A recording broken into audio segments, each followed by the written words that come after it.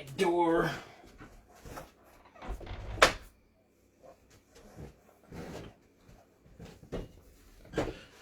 Alright. Hello, ladies and gentlemen. I am the Solid Show, RTD, and thank you for joining me. We're just waiting to get Danny Deeds in here.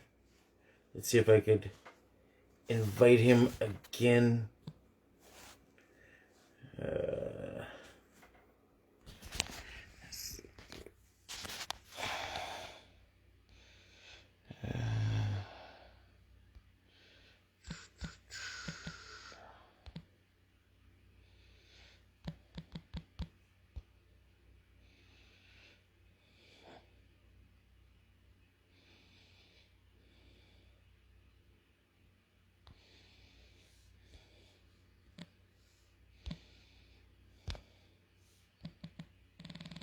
Still technical difficulties.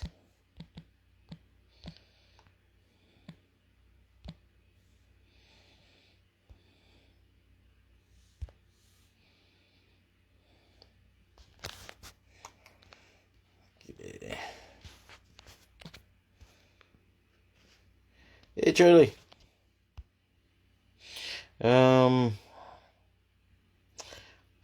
Danny Deeds.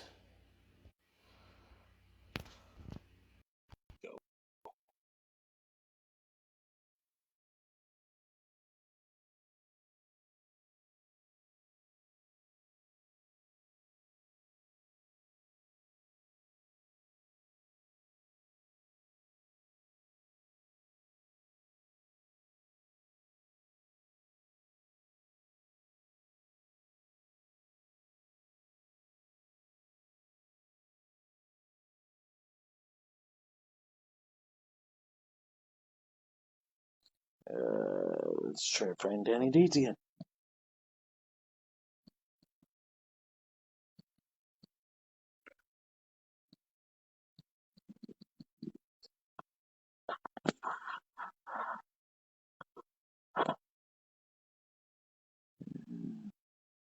Says I invited him, so Danny, if you're watching, it's all you brother. Check your notifications.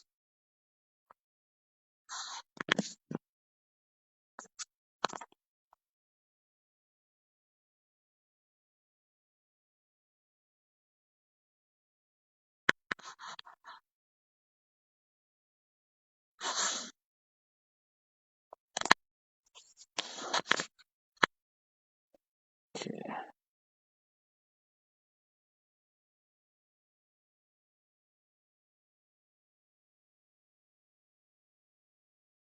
There we go.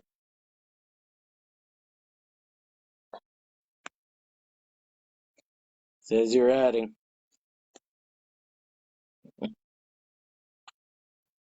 Aha! There we go.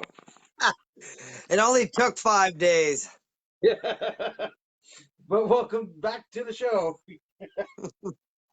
That's the pop of the night. Now we can go home. Yeah, show's over, ladies and gentlemen. It took forever to do it, and now let's go. So, I was supposed to have an entrance for you and stuff like that, but I this don't have an got.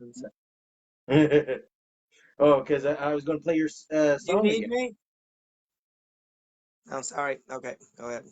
I was I'm going to play I was going to play your song again. You know, I love that song. I It blast gets it in the caught in the car middle. every time. Yeah. Wait till you see the next few that are on the docket. Yeah, because this song is just like I love this song. We'll patent it, and you can make it a ringtone and give me royalties. It is pretty catchy, though. I got to admit, it gets stuck in my head too. Enough so that I wrote it. I'm at work right before I did that video promo there about you, and it's just like I'm like saying stun you, and the customers are just are looking at me. It's just like what? You're Oh, already getting roasted by Scarlet Black, it would appear. Doesn't have yeah, anything better to do on a Friday night, apparently. yeah. She I'm she gonna just have a cookie. she, she just pops in to see my muscles. Yeah, must be it. But all right, since she wants an entrance, I'll give you the entrance. Ladies and gentlemen, welcome to the Solid Show. I am hosting episode 3.5 with that guy, Danny Deeds. And oh, yeah. That's right. There you go. You know, that guy, Danny Deeds, he put that mean woman through that table. Scarlet Black, good thing she went through that table because, oh, holy moly, because we don't have to hear from her for a while. That's the spirit. Put her in her Yeah. place. There, how was that? It was good.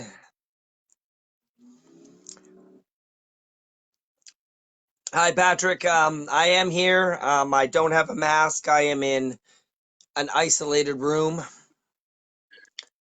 in the moment. I didn't know we were supposed to wear masks in our own rooms. I'm not sure. He said something about Bonnie Henry's garage there, so I mean, could be anything. I'll film from anywhere. You know that doesn't. So I put in that little video I had up. I recorded at 4:30 in the morning, by the way. Yeah. I recorded it, and in that video I have that someone who wants to go one on one with you uh, in a promo shoot. Uh, could either win a $25 Xbox card or a $25 PSN card. I see. The winner gets it. The winner gets it. Yeah. I see. I like how at 4:30 in the morning you concocted throwing me into a promo battle with anybody across the entire country over a gift card and didn't even notify me really until just this moment. I happened to be at least keen enough to watch what you put up about the show, but thanks for that. I am Not a eating problem. a President's Choice decadent chocolate chunk cookie, Dylan Murphy, and it looks like Matthew, whatever his last name is, he wants to. Actually, no, you should. That is shoot Maddox Static, the uh, the reigning and defending, even though he's never touched the belt, PPW champion. But if he wants to go toe to toe with me in a promo battle, that'd be great. Because I'd hoped he would have shown up last February, but then he went off to his friends with Mexico and had a little trip rather than come and collect his belt. And then COVID hit, so he still couldn't come get his belt. And all I've seen now is just 7 months of him whining online. So I'd be happy if he wants to step into a ring or into a promo battle. That's right. That's right. I know you're there, so I might as well goad you because you're watching, and you should be watching. By the way, the finished product put together by CWE or CW Belts and Gimmicks, Cody Washington, thank you very much. It's beautiful. He did some custom engraving on the. I can't wait because we never actually had a chance to reveal the championship because Because of all the COVID. where was Mad Ecstatic? No. He won the belt. And then I decided I had second thoughts, so I hit him with it and I beat him up, and that was fair enough. And I split a line between promoter and wrestler, but it got frustrating. Like I was sitting there, right? That's a whole other angle. That's a whole other thing. But the the moral of the story was that there was another show afterwards where I was going to bring him the belt, and he wasn't there, and that's okay. We all have personal days, and that's okay too. But if I were the first time champion of a company and was finally going to get my hands on the belt or get revenge on the guy who kicked my ass and humiliated me at the end of a tournament, I would think I would have the balls to show up. Mad Ecstatic didn't. So that's okay. But that was then. I know you're watching that. And that was then. And this is now. And I see a lot of gym selfies from Mad Ecstatic, but I'm the only one who's actively participating in in-ring competition in the last few months out of the two of us. So, champ, why don't you dust your boots off and Oh yeah, you. Well, since you're talking about We're the starting belt, hot and tonight, RTD. Hot. since you're talking about the belt, and I seen it in the comments that do you actually have the championship with you, or you I could do, but reveal it here? we are going to wait until we finally have an opportunity to be in an in-person show. We've had the belt for quite some time. I smashed it in Matt's face, and I was really hoping at the end of the tournament we would have revealed it. And it didn't happen. And now we've just been waiting and waiting and waiting. But COVID hit, and I think it's worthy of having our first champion be crowned in front of people. I like the idea of pre-taping shows and doing things, but to me, wrestling is about live. I don't mind Yeah. watching, all the things they've been doing, but the idea is you're personally connecting with a crowd. You want to have just as much emotion happening, and I feel like we can't shortchange that. So, um, yeah, you're gonna have to wait, RTD. But thanks for trying. Hey, I wanted, this episode to be even more special than the previous one since we got all kicked off. But, I wanted, to do something for the fans that Well, since you let them down last time, or I let them down last time.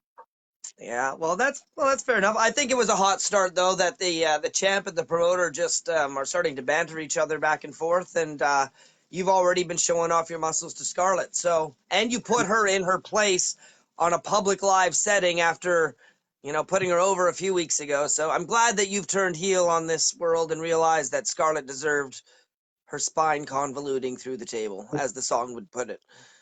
Well, kind of like in the interview I gave to Danny Duggan there, when I asked him whenever ever I was going to manage him, uh, if he wanted to be one of the part of the Solid family, he's like, I thought I was already. I'm like, it's kind of like the Heenan family. You don't know if you're in or you're out. I could turn good or heel just like that. Yeah, you turn it off and on just like that, RTD. I can tell. I learned it from you. That's right. All the machismo in the world. All right. Do you have a lot of questions lined up tonight, or are you just throwing the world at me? A little bit of both. I Okay. pretty much I pretty much wanted this live to be more about the fans asking you the questions. All right. Yeah, because instead of getting them all messaged to me and me weeding out the inappropriate ones, like I didn't do with Scarlet Black, just you know. But I'm trying uh, to see. I'm just trying to. I'm scrolling back through and just seeing if there's specific questions. Um, Patrick also wanted it too, so yeah.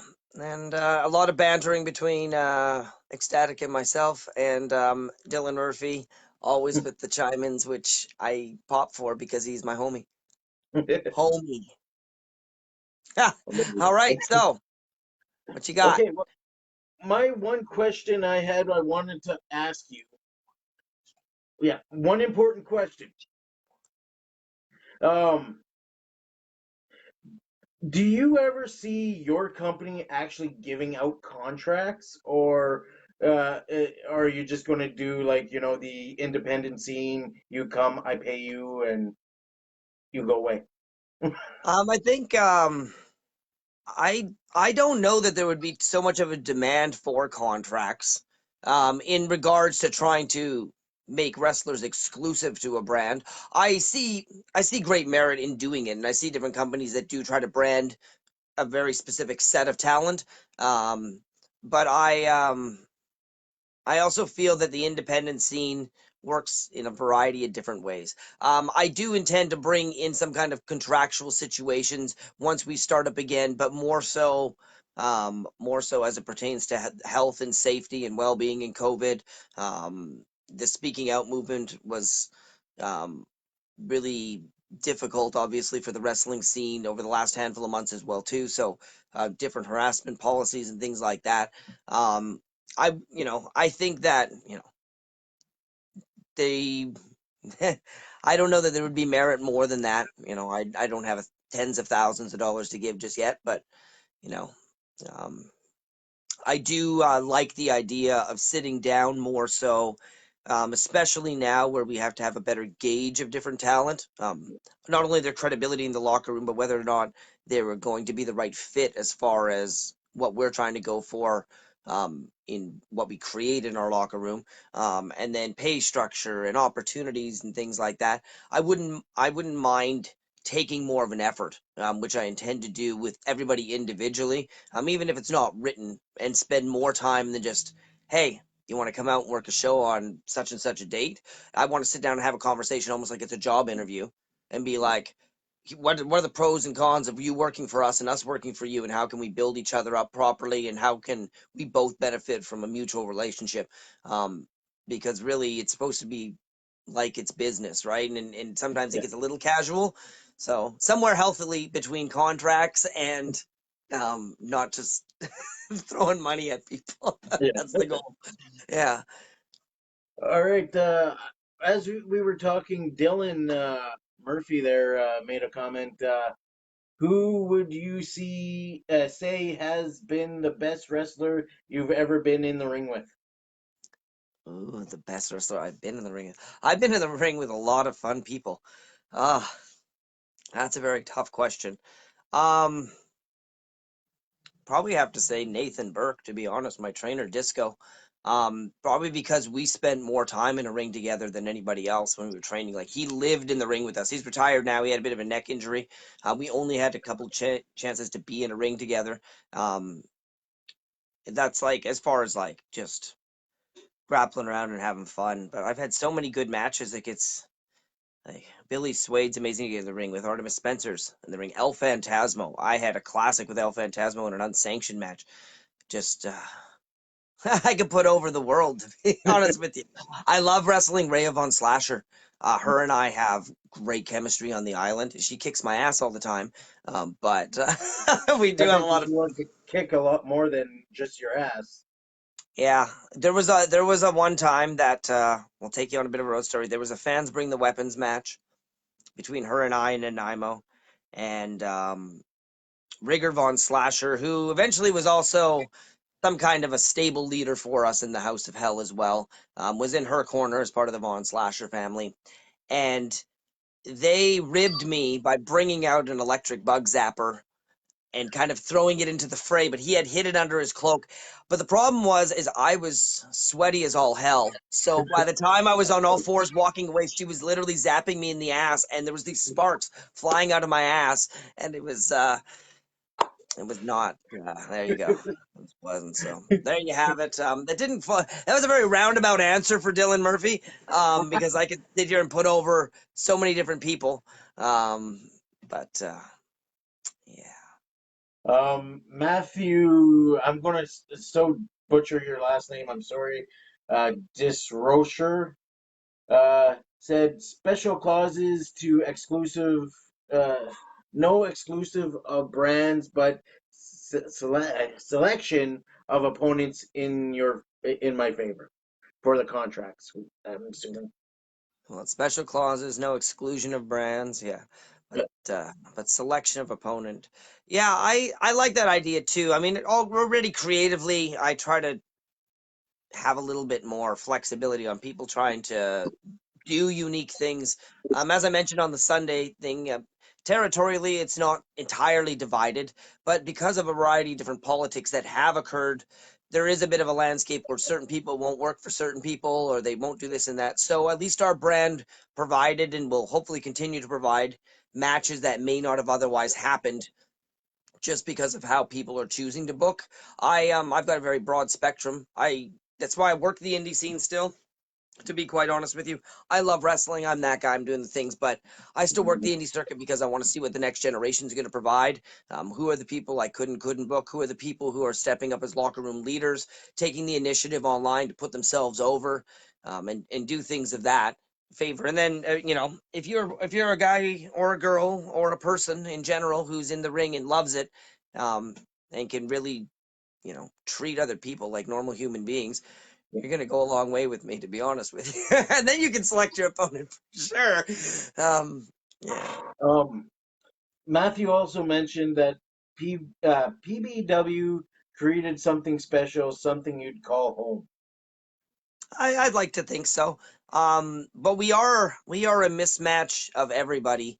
That's the kind of structure of Pacific Pro Wrestling, is that there's just this brand that everybody who wants to be a part of wrestling, preferably unpolitically and undramatically, even though those are impossible statements in the wrestling world, especially on the indie scene. I don't know. And yeah, we want to try to just create a place where it's just you just go there and you're having a good time and it's just fun. Because sometimes as an indie worker, it's not about fun, and you don't always get to have fun when you're not making much money, or there's not an energy in the crowd, or you're working somebody you don't really have an interest in being in the ring with, or a variety of different causes. But hopefully, if we can scale back a lot of the negatives and create more of an all-rounded positive, for both the performers, and the people around them, then the fans are definitely going to be the ones who benefit, I think. Um, Who's uh, been the worst? Oh, I appreciate the question, Dylan Murphy.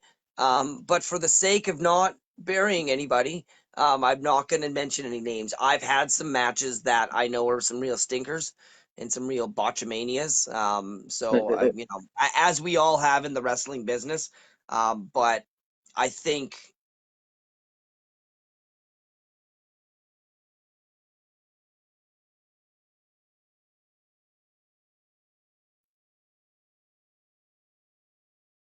that we've talked about in private that I know that haven't been strong points on my resume, I've still been able to, shine up a new kid or do something innovative and different or take more positives out of it than negatives, which I'm hoping as workers that we all do, rather than just bury each other and bring each other down. Oh, that guy's a piece of shit. That guy worked. Oh, he did that. Figure out ways to work with one another and communicate and just, that's the problem.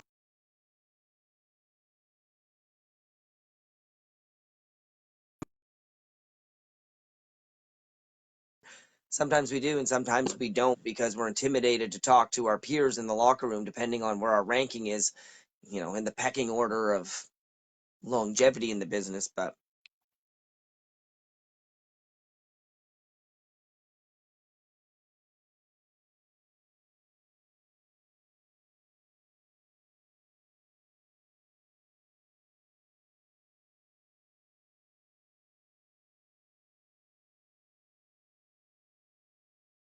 taking us to get to a certain point to be able to be out there and be one of few who's actually actively competing. That's the goal. There's a lot of wrestlers. I know the border's shut down, but there's a lot of wrestlers in BC. But if there's only one show a month and 16 people, you know, it's we're very fortunate, I see, just to be able to have ring time in this day and age right now. It sucks. I got debooked for tomorrow because of COVID. Thanks, COVID. If I was gonna rant, that's what I'm gonna rant about. well, COVID is the biggest heal right now, I might say. Yeah. Tyler had a question too there.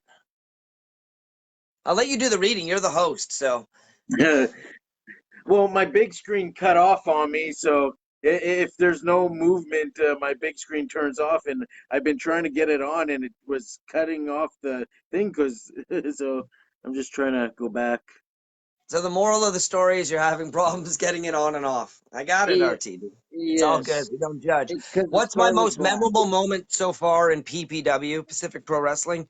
Um, I would probably say getting to ring announce and having our first show was in my high school.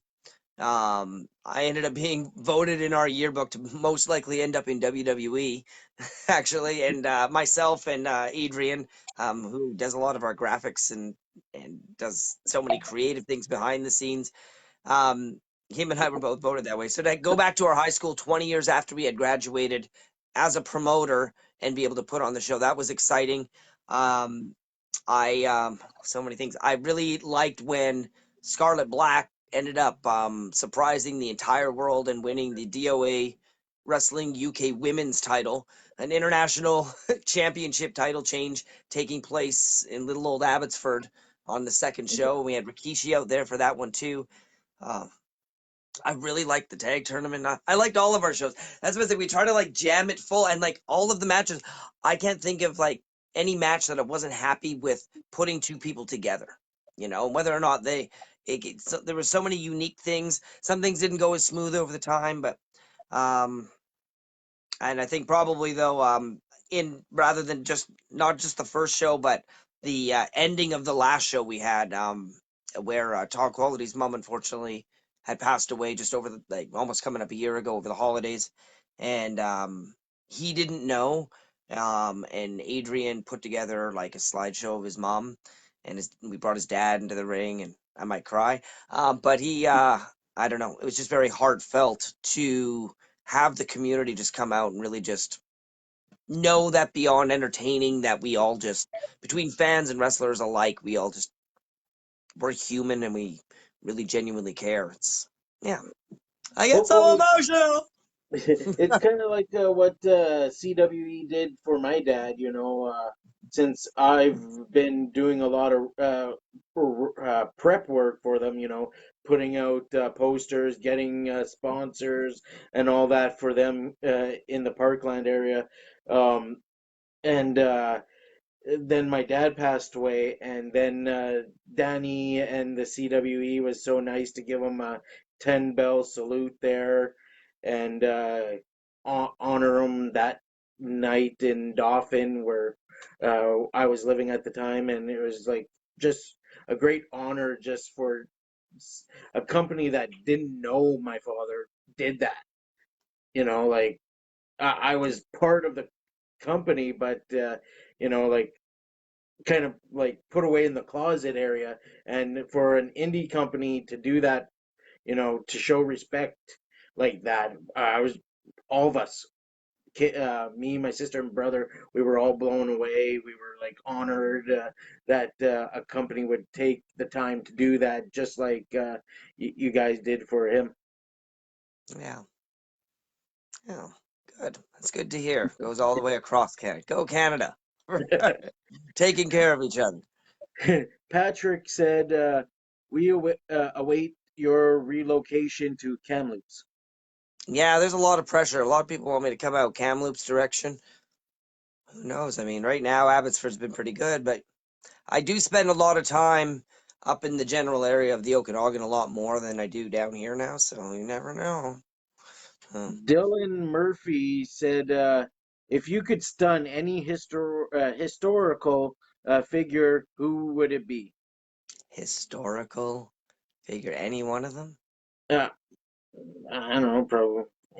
Um, Um, does it have to be historical? Here, just give me a second. I'm gonna. Hmm. Louis Riel. Louis Ria. That's going way back. At least it's Canadian history, so There you that's good go. for you there. Um, well, in that case, should I just say Justin Trudeau? Because, at least if I stunned him, he might go toe to toe with me in a fight. But that's not a No. historic. That's like you got to go a little bit further back. All right. Um, Hmm. that A. McDonald guy, who's on the $10 bill, I believe.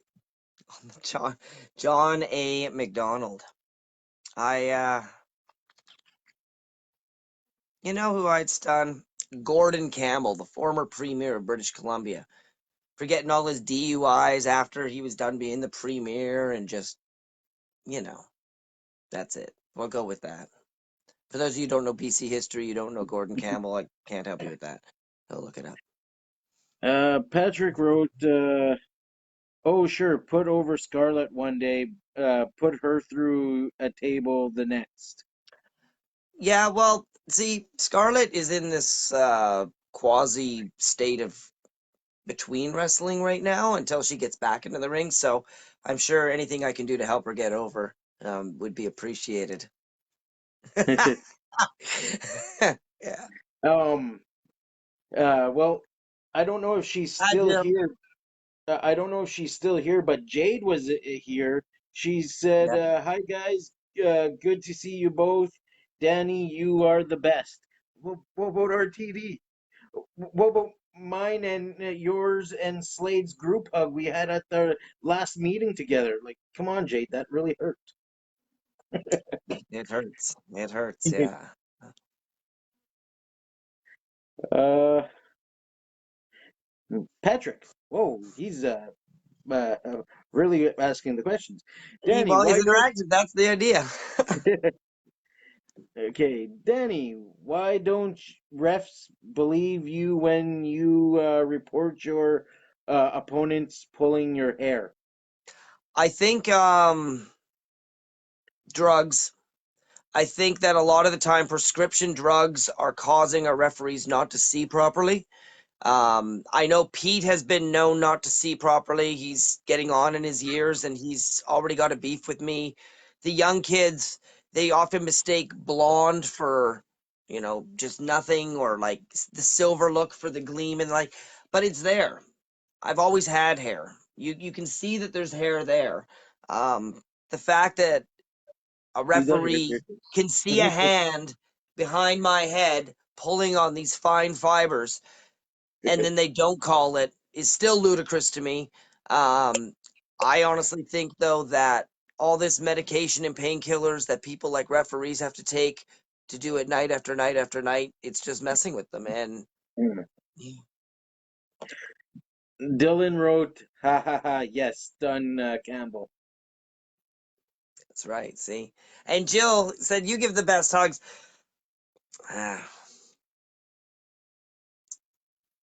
I look forward to wrestling against Jade one day. And I know some people are still mixed on intergender wrestling, but much like Scarlett, she showed a lot of heart and tenacity and a lot of fight. And there's still some receipts left unresolved there, too. So while Well, she is all huggy with you, know that one day very soon. Yeah. see, I wouldn't want to pick a Just turn it fight up with with Jade. everybody tonight. I'm gonna I fight wouldn't Mad want to pick a Ecstatic. I'm fight gonna with fight Jade. Jade. Yeah. See, looking at Jade and looking at Scarlett, Jade is one of the ones that will drop the gloves, go toe to toe with you. Scarlett is the one that will like, ew, I don't want to break a fingernail. Ew. Yes. Thanks for the cheap pop. She's gonna love that. And hopefully you get the receipt for it, not me. I'm just saying. I'm just saying. I'm just gonna eat my cookie here, and I'm not gonna. Yeah. uh, Patrick E. Iakin. I'm sorry, Patrick, if I mess up your last name. Uh, Last matchup was in West Bank between those two. He must mean the girls.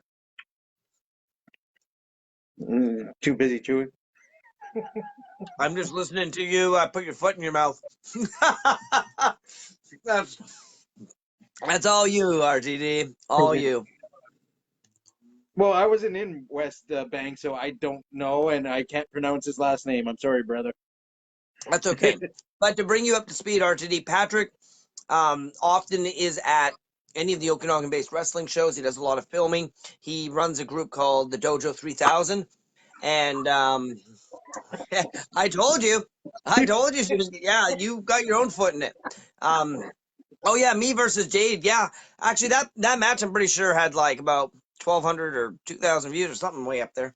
But he has his own YouTube page, edits and puts together some of the video footage from the Okanagan. Um, Dojo 3000, Patrick.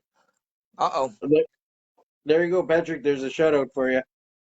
oh. Um, Break Now a it's your nail. I'm turn to going to get break heat. your So face. that's all you now. I can't do much about that. Come on, Scarlett. I said I would be your first subscriber to OnlyFans. Come on now. Like, what the hell? But, uh, uh, your check is in the mail, sir. I don't piss anybody off. I'm just a lovable, huggable character, right? Go, Danny Deeds. RTD is going to be a DOA, a dead on arrival. Get on. Scarlett, We why are already you? like, reverting back though. You did have problems getting on and off of it earlier, so I'm not saying that for $9.99 a month it'll change that. But RTD, just to recap for those who weren't there earlier. See, here's the thing what Scarlett just did. she's saying she's going to sell herself for $9.99, the price of the WWE network. Like, what the hell? Exactly. So what she's saying is her content is worth the cost of the entire wrestling collection based on the history of the last like 30 to 40 years. Seeing her monthly subscription is going to be more visually stimulating for you. So for Yeah. $9.99 a month, let's see if she's putting her money where her mouth is, eh? And she's not selling herself. That's true, Dylan. She's providing you all With with entertainment. something you won't see elsewhere. Oh, it's yeah. See, your foot's still there, RTD. No, You no, want to no, no. you want to deflect and go back to Danny Deed's questions? And I'll just be like, here, I'll take that camera back. Thanks. All right. Yeah. She can promote herself on version 9 of the show after you've gone through all the other guests and the people you turned down online already who are trying to get online. I saw that. You're a popular guy. Everyone wants to be on the Solid Show. 3 episodes in, and you're Well, okay. Let me touch base on that because what AJ said. Okay, the way I said it, I kind of missed a word or two, but okay. You don't have to justify it to me, friend. I'm going to bring you with me. I want more Uh, coffee. I'm okay moving around. You people all right with that? You people. Yes, you are. Smooth peanut oh, butter, sir. oh, easy. You might Sir, be Dylan? kicked out of the wrestling circuit for saying "you people." Probably. Yes. But okay, I was in talks with a few people, uh, and one said they would have to work off one of their days off. So they're giving up days off to do the interview. That's what it meant, but I didn't say it as that. I'm saying that people were taking days off to come onto the show. I see. Well, it's Yeah. okay. I mean, either way, I'm here on the show now, and I appreciate, by the way, that we're out here on the West Coast, and you're bringing a different type of conversation to your party over there. I know you got a lot of people and connections out more in mid to eastern Canada, and it's you know, we don't. I'm sure they don't often think about all the time what's happening in BC or Alberta at all, let alone Yeah. on the far west coast of things. So, thanks for taking the time. Don't mind me. I'm making more coffee, people, because why not? We're adults. We can drink more coffee if we want. I'm drinking some Roman Reigns. There's a lot of ways I could go with that statement, RTD, but I've decided to go easy on you because this is 3.5. All right. So, what else do you have on the question docket? I like that word, Um, docket. if any questions from the Dylan made a question. What do you take in your coffee? Um, Usually milk or cream and a couple of teaspoons of sugar. I used to have a little bit more sugar, but I cut that back. But interestingly enough, when I drink tea, I will only drink it with milk and no sugar, like pretty much black. But when it comes to coffee, I always like it very sweet. But I'm not much for fancy coffees. I just like coffee. Okay, sorry to kind of get off of you right now, Danny.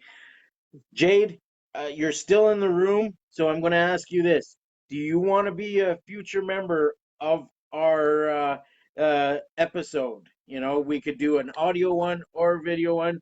Ball is now in your cart. So now let's get back to Danny. I like how you couldn't just message her like a professional and say, "Hey, Oh, would I you did. like to come be a guest on?" I did. I'm just I bugging you. actually asked her before I asked Scarlett. You are really putting your foot in your mouth here. So Scarlett you're knows saying it. you're saying to the world that even though Jade is great, Scarlett is sloppy seconds. That's what you're saying, and I get it. But you're gonna get heat. All right. So, but speaking of, tell us a good story about ribbing someone. Would you like a few good stories about ribbing somebody?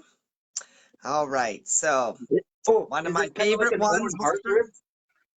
Oh, I do a lot of ribs. Danny Deeds Awesome. is like I would say that I'm the Owen Hart of the indie scene. When it comes to ribs, if I may be so gracious, and it's really tooting my own horn. So, one of my favorites was the ECCW Tag Team Champions, Jamie Diaz, the Untouchable One, and Scotty Mack, and they were set to be in the main event whatever situation. I don't know if it was a match or a promo or whatever, featuring their tag team titles. Jamie Diaz and I had trained together, so we were constantly ribbing one another all the time. Um, I took his championship belt and I put it in the bin in Gorilla right beside the music person page.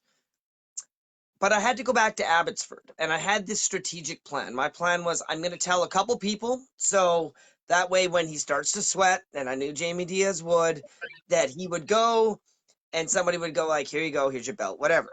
So I told a couple of people, and I left a very smarmy note for Scotty Mack in his suitcase. The other half of the tag team champions, as well as the promoter, haha, assuming everything went off. But the two people were out back smoking when the segment took place. So Diaz could not find his belt and thus had to go out for the main event spot without his championship belt. And the rib was not pulled off successfully. And one of the other co-promoters, upon seeing me next time, immediately banned me from belt ribbing in their promotion. So then it was on to a different promotion. Shreds was very excited about one of his first championship defenses of the Big West Wrestling television channel. And we were at Lake City Bowl, and I saw this beautiful Big West television title just freely unattended. So I put it in a dryer. Out back, there was a lot of different washers and dryers, and we would have to go in and out. And Shreds was really like he was at the point I would say he was almost ready to go and cry somewhere. I love you, Shreds, but you were sweating balls. And sure enough, I finally Marty came up to me. He's like, Deeds, can you just give Shreds back his belt? People at this point already knew that if something was going missing, which leads me to another story in which so much heat had been built on me that when I finally got to Lumbee for Thrash Wrestling, everybody just assumed that Danny Deeds was the ribber. However, on that day, Jeff Christie decided to take it upon himself to help rib Sean Gaston, who was convinced I was putting his shirts everywhere and hiding this stuff all over the place, and he was losing his shit. And it was pissing down rain, and everybody was in horrible moods, and I got so much heat, but it wasn't actually me doing anything that was missing. The microphone went missing, the t-shirts went missing, Sean threw a hissy fit, and moral of the story is don't let people know it's you ribbing. I don't do any. And a rule of thumb, also, which is always a good courtesy, I would never do anything that would be harmful. Don't harm people's gear. Don't shit in their bags. Don't 1980s style it. Only do stuff that's within good fun because it's fun. But the hazing days are, I don't know. Jade made a question slash comment. She's like, but you put the thrash belt in Marty's bag. Oh, one and couldn't find it the That's next right. or a couple days. My camera turned around. I don't know why. That's right. I So, do remember that too. And then yeah, they were losing it. That's right. I don't even think he was the champion anymore, was he? I can't remember. But it was there, and I put it in Marty's bag, and then Marty went home to Kelowna with it after a thrash show. I did that with Marty's bag once too. I put Marty's bag into Shreds' car, and then Shreds went back to Vancouver. But I knew Shreds was going to be back up in a few days or the next weekend or something to do another Big West show. So I knew he was going to come back. But I just, I just put his bag in, and then away it went. Good times. Jade said no, he wasn't champ. Yeah, that makes it even better. That was right. That was in Penticton, I'm pretty sure. All the memories, the foggy memories are coming back. um, you said you brought stars to PPW. any big names besides Rikishi you brought in? I would count him in my own heart and even as friends. Charlie Winston and Matty Miles is big names in my opinion. We brought them in because they were in Eastern Canada, so we brought them in.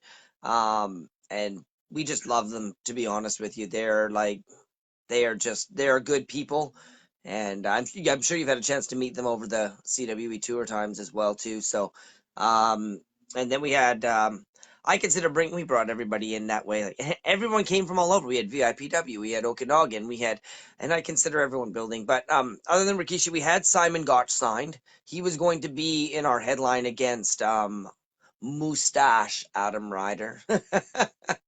And they were going to headline the show that we had to cancel. Um, and yeah, and then we have a couple of other names that were kind of on the docket, ready to go. But the rest of it was just the talent that's out here and in the province, pretty much.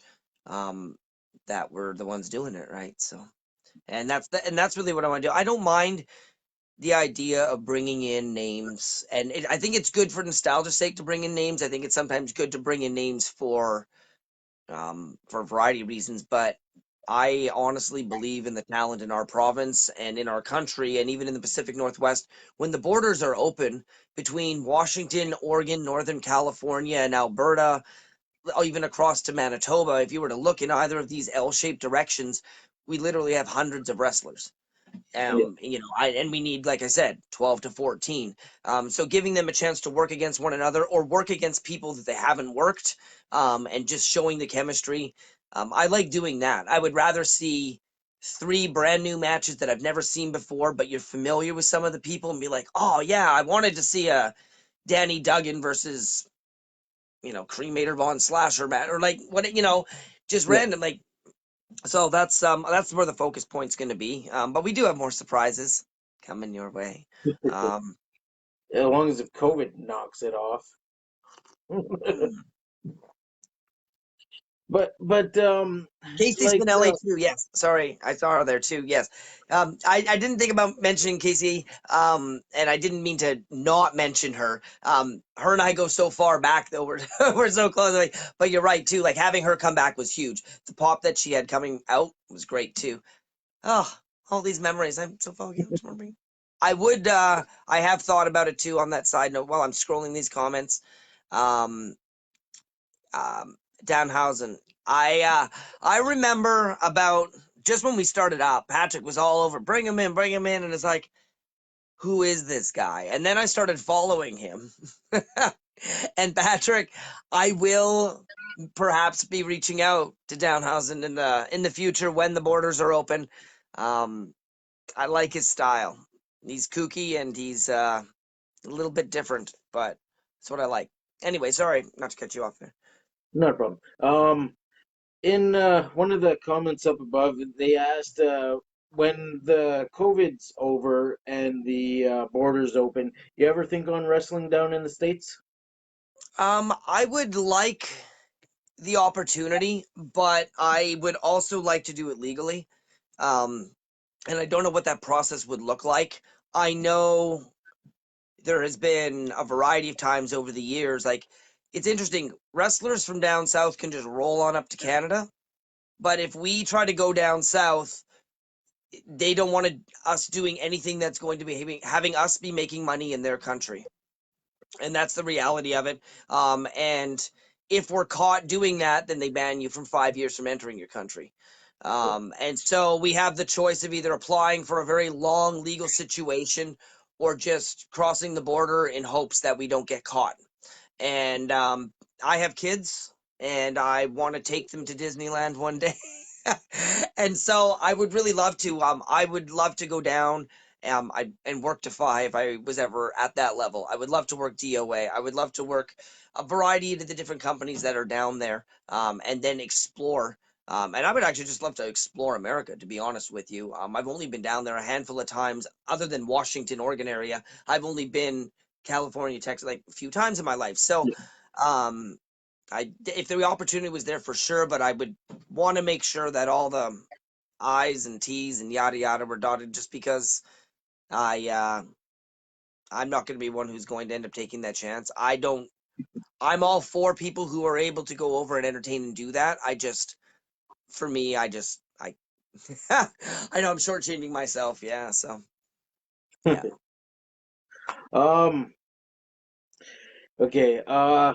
So let's just say you brought PBW to the east.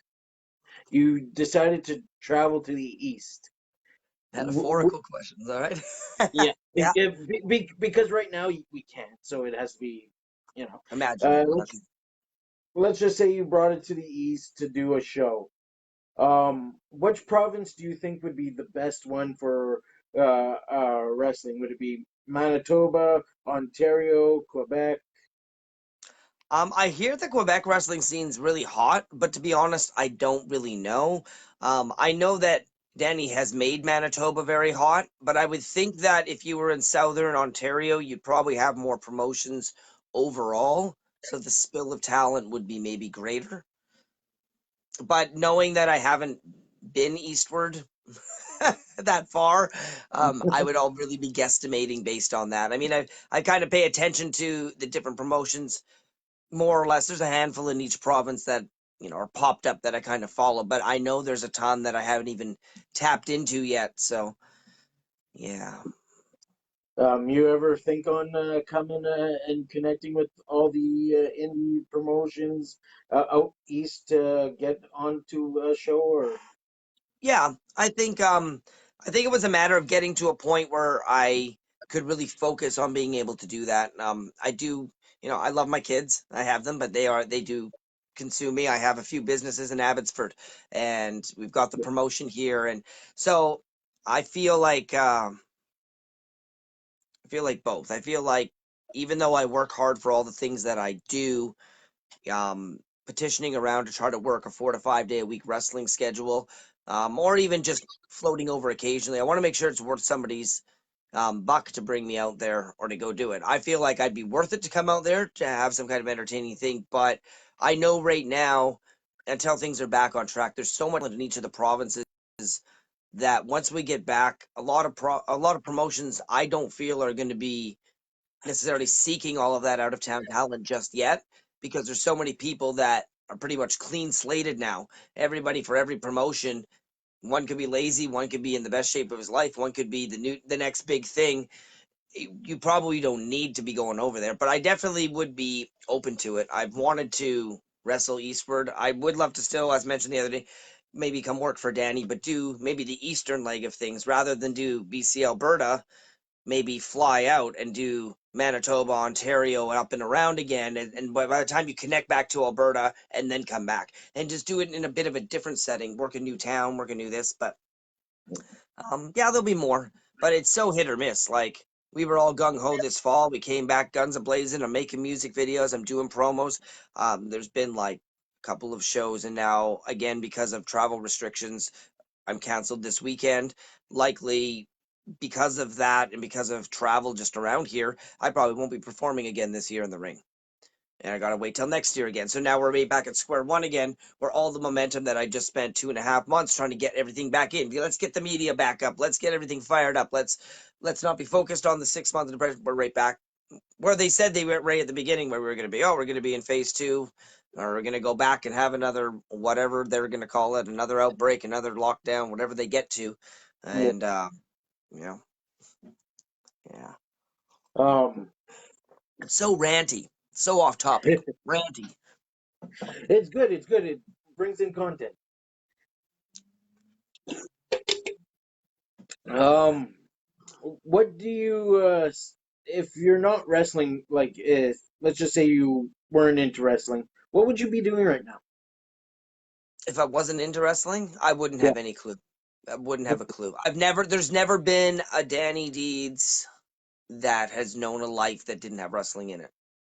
From as far back as I can remember to all the years to everything that I've ever wanted to being in high school to I've never not wanted wrestling in my life in some capacity. It changes. Sometimes I want to be crazy and keeping up with all the young kids of 2020. Sometimes I want to be working the way they did in the 80s. Sometimes I just want to promote and do not want to get in the ring at all. Other times I just want to be a fan and sit back. But no matter what, wrestling, I'm consumed by it every day, from what I'm going to promo next, what am I going to dance next, what am I going to do, everything I do, all the parodies, all the music, everything. When I'm not here, I listen to music and I think about vignettes and promo packages and booking ideas and moveset ideas and taking care of myself and trying to figure out different ways to keep people entertained and make sure that my brand and wrestling in general is still at the forefront, because people were losing hope for a while, especially with all the events and promotions and things folding up left, right, and center. It's hard to keep the faith that things will come back, but they will. It is a long ride. We knew it was going to be a long ride. We knew it was going to be a year and a half of COVID and crap like this. It sucks because it felt long at the start, but now we're like, it's only November and it's still going to be long, but wrestling will come back. So Mm. it'll be good.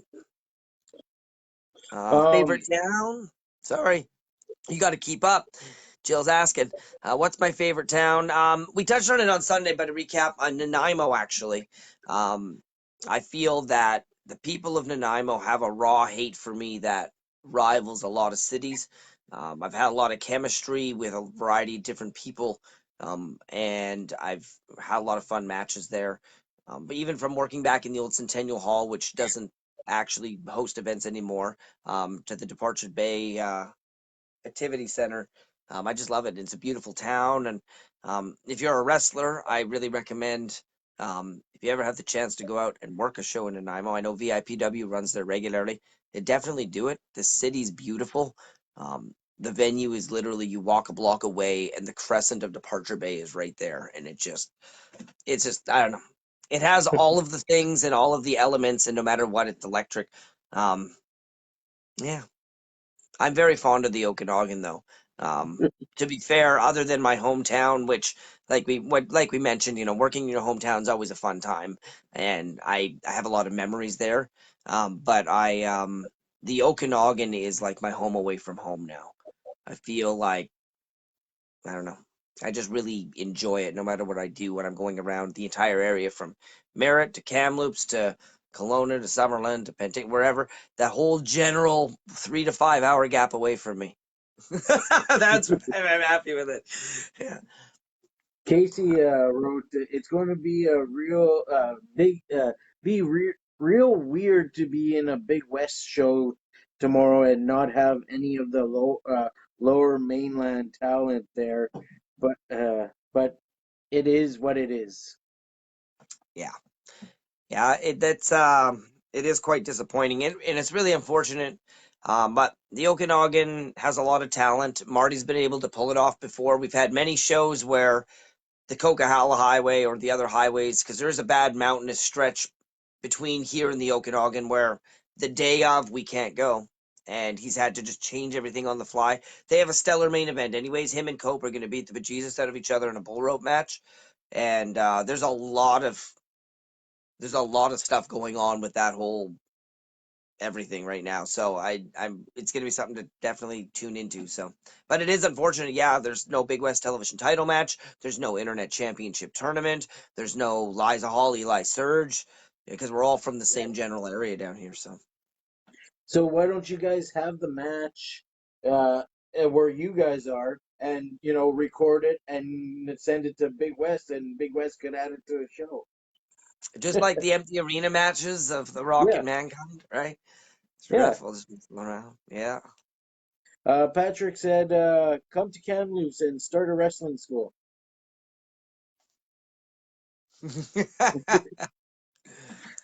I'm pleading the fifth. That's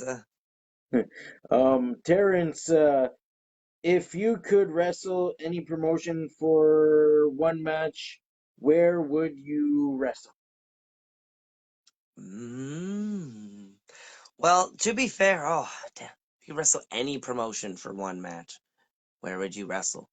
Um, I wouldn't mind really wrestling in Ontario in some kind of a large venue. There's a few different promotions out there, and I'm trying to think of them off the top of my head. But along those lines, I would like to wrestle in every province for at least one promotion would be great. I've done BC, Alberta. I'm familiar with people in Saskatchewan and Manitoba, but haven't got over there yet. So I'd like to have the trifecta all the way across the board. And then also out in the Maritimes, I would love to wrestle out there. Innovative looks kind of up my alley, and I don't know, Kaizen Pro, and well, so my head's so there's so many promotions in my head, and I'm trying to think of all the Ontario ones. I'd love to just even go to a show in Quebec. Yeah.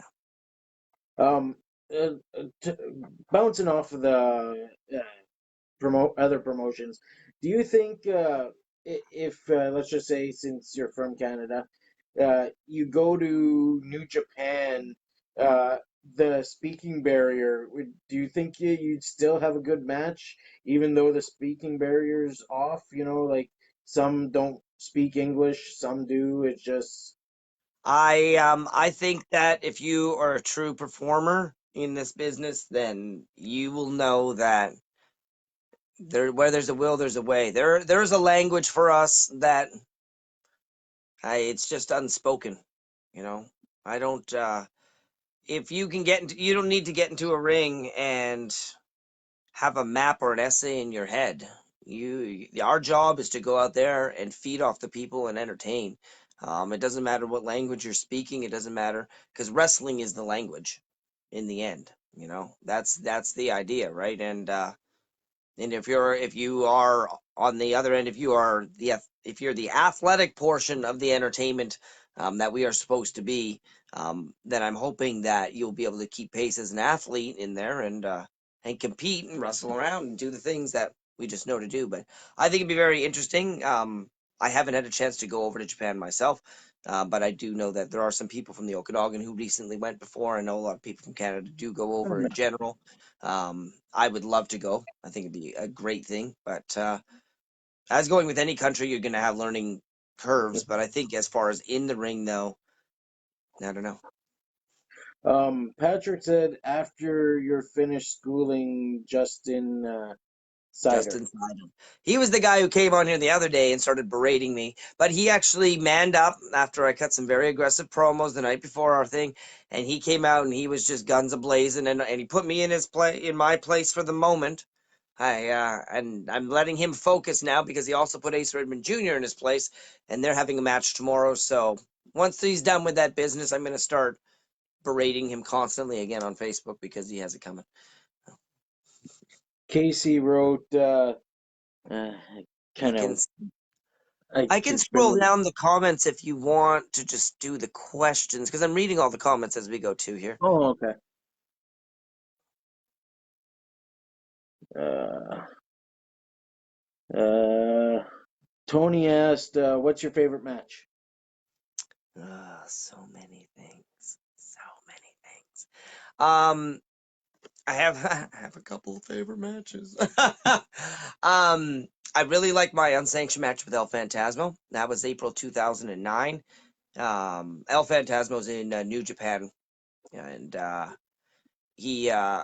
was the one actually in that, because you love to hear it. I took off his mask, but that's actually how it is. And then after that, he started being pretty faced El Phantasmo, and he now his looks could shine across the world. So every time you see that beautiful face, you remember Danny Deeds was the one who revealed to the world. What was it? I really liked my match with Shotgun Stevens when I won my second Big West television title. I wasn't expecting that outcome, and that was a lot of fun. I've had so many good matches there. I had a match with Scarlett in the BC Interior title tournament. The one with Jade that Patrick's talking about on there too. The one with Rhea on the. It seems like a lot of my intergender bouts are my favorite ones too, but I've got like a decade and a half worth of ideas in my head here too. Been some good things that were memorable. I've had situations where Agri Fair every year they'd have a personality come out. So I've had a couple times with Jimmy Hart as my manager, and then I had $1 Million Man choose to be my manager, which was a real good honor. being there that weekend. And then out of all of the people that he could pick to be a corner of, he liked it because he liked the bright in your face Danny Deeds happy go lucky gimmick. And so I was fortunate enough to just have him in my corner there. So I try to like every match. I don't know. No more than other. Oh my man! Every time I get in the ring, it's my favorite match.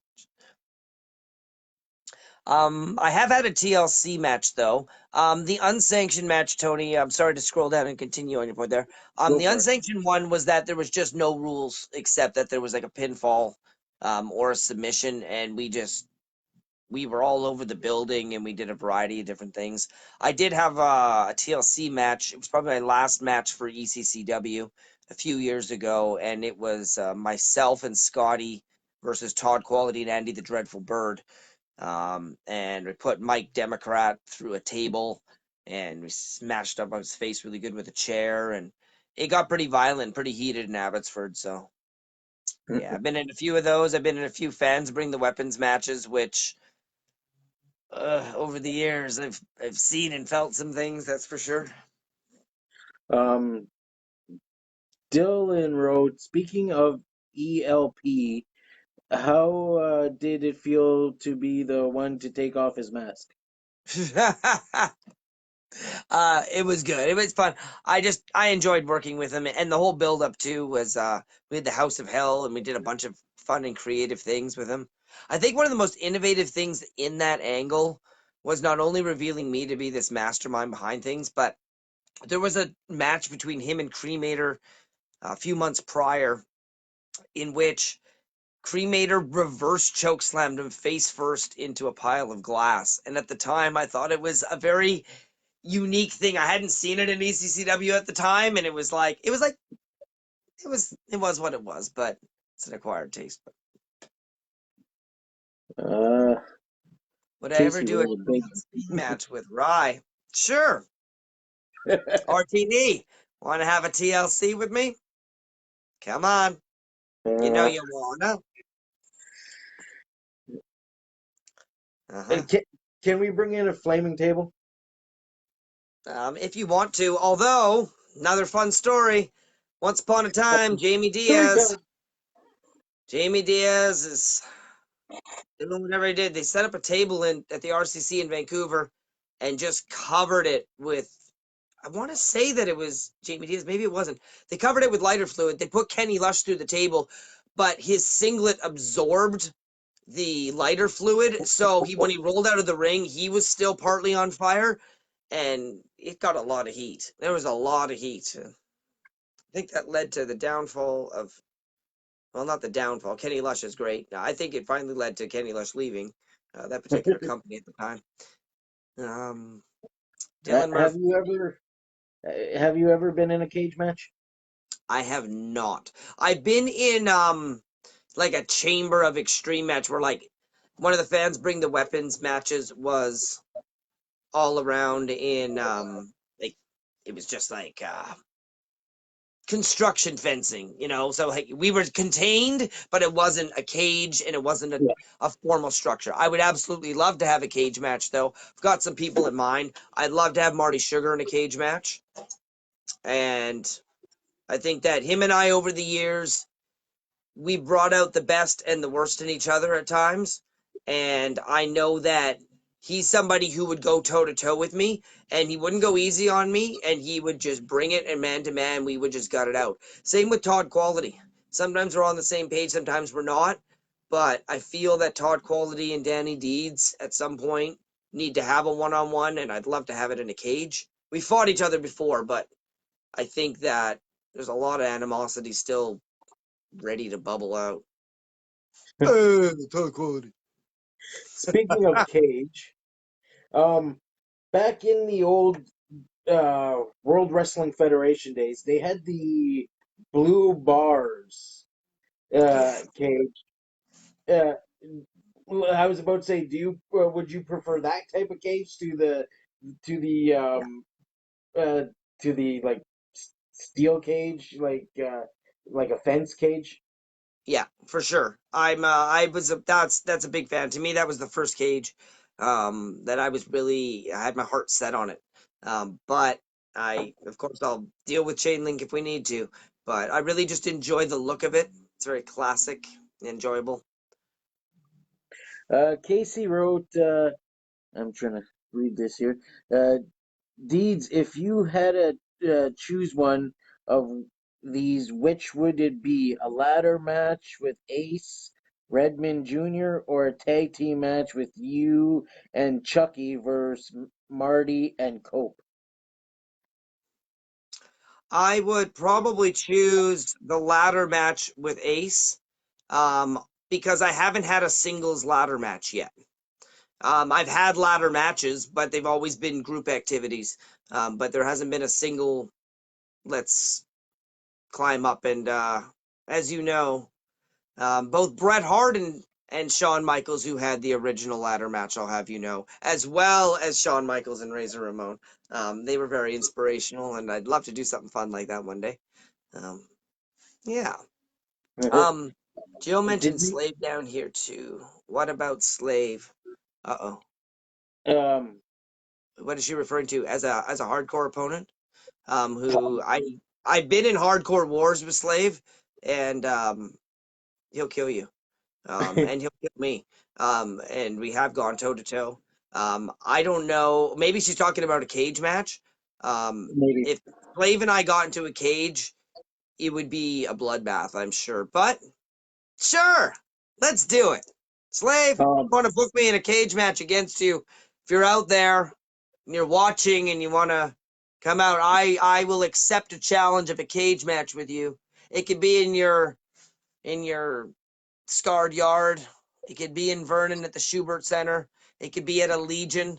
It could be in the Luso. It could be at in your backyard. MSG Moccasin Square Garden. It could be in Justin Sider's backyard. And you Just could to let you throw know, Jade in there too while you're at it. well, Jade is still here watching, so she could tell Slave, Well, I'm sorry, Jill I'm gonna can, but I think Jill should also get in that cage though. If we're gonna be in the cage, um, throw her in there. I'm so gonna butcher this name, Zoli Zola. Zoli, Yeah. Zoli, yeah. Ever did a dog collar match? I was set to have a dog collar match, and that would have actually been Scarlet Black's last appearance back in May. We were set to have a dog collar match, and it was a no go. Not at all. But so no, not yet. But I will soon enough because I'm sure that bitch is gonna want to come back. There Hey. you go. I was jumping on the RTD. Just kidding. I'm jumping on the RTD. Let's put our foot in our mouth bandwagon. It's good. I'm glad. See, Jade is personing up. We're not saying man up. We're not saying woman up. She's personing up, and she's willing to get in the cage. And that would I don't know what would be more intimidating at this particular moment. I know Slave is the homicidal maniac, but a really angry Jill locked in a cage. I don't know. I might die How about slightly this? for a few minutes there. I How about this? don't. You That's fun. have the homicidal maniac Slave. You have teaming up with the Vixen Jade, taking on that guy Danny Deeds and Scarlet Black That's in a what the man. steel in a Yeah. steel cage match Yeah. with barbed wire on top. That was going to be our first, well, not the steel cage. Our first match of 2020 was supposed to be Slave and Jade versus Deeds and, um, sorry, Deeds and Scarlet. And we were supposed to do a merit, and we got snowed out of doing a show of merit on January 10th. And then the following night is when Jade actually beat Scarlet for the BC Interior Championship at, where was it? Cactus Jacks in Kamloops. But yeah, I wouldn't mind. I think we would probably kill each other in that ring, the four of us. There's a lot of history in the ring between us also. History makes for great cage matches. Well, Patrick says let's make it a four corners cage match. Book it. Book it. I can. I guess I can just book anything I want, right? Well, there you go. What is it? Kind of like this Stone Cold Eric Bischoff thing? Because you are owner or promoter of this company. You might need the other co-promoters say in this, or no? We all kind of work together to just kind of figure out what's going to be best. I don't mind being the figurehead of everything, as far as a face to the company currently. But I try to keep the business and pleasure separate, with the exception of tooling on Matic Static at the end of that tournament last year, and a needing to be a surprise fill in for somebody during the Rikishi match, which that also happened right on the fly too, which was we had one of the people scheduled for the main event was unable to make it, and it was like an hour and a half before doors were going to open, and so I ended up filling in and being in the 6-man with it was Todd, Rikishi, and myself, tag teaming together. So a funny story about that though, which we'll all reminisce on. Oos Rikishi likes to, your family, your friends, your oos, right? And oh man, we learned so much from him that night. But I felt so bad because he came out, crowd popped, he's walking around the ring, keeps walking, and then he leans in to Todd and I. Where's the stairs, Oos? But someone had forgotten the stairs that night. So there was no stairs for Rikishi. So he had to like uncomfortably get up into the ring because we didn't provide him stairs, and I felt really bad. And he just shook his head at us like a disappointed father. And it was a lesson learned as a promoter. Always have wrestling stairs for your talent because they deserve it. Well, why didn't you and your partner go down on the ground and let them step on you to get into the ring? Because I'm only going to do that when we're at shows together. I mean, like RTD on all fours, and then I'm going to. Well, there you go. Me and you on all fours match. Oh, there's a question for you from Tony. Oh, I didn't see that one. What kind of match would you do, Rye? I'm real big on the hardcore matches, not the slave kind of hardcore matches. I've seen one of them, and wow.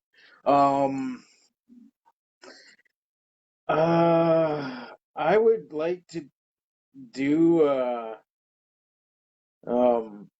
maybe you know uh, kind of like what TNA did with weapons inside this cage, like lethal Oh, where they're lockdown. all hanging and there's different.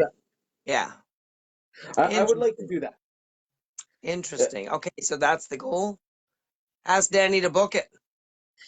Why? I have you right here. I know, but are you going to come to Western Canada? Hell yeah. Oh, will you? You're going to come to Western Canada to take on Danny Deeds? Oh yeah. All right. All right. You heard it there, folks. There it is. You could really see why they call me the solid one. The You stalling know, one, right? The the stalling stalling one, one. right? Yes, That's right. yes. You're just Stalling one. waiting for your moment to happen. You've been Yeah, stalling. Yeah. yeah. Okay. Kind of like a Ford. Yeah. Lucky this isn't sponsored by Ford, eh? All right. Terrence, what is the biggest bump you have ever taken in wrestling? Oh, we've had a few gone through the tables quite a few times. I know Slave did put me through a table. Um, oh, being on the top of a Tower of Doom, taking the suplex on the top. That's always a fun one. Um, and then there was a few different things. I think probably the worst.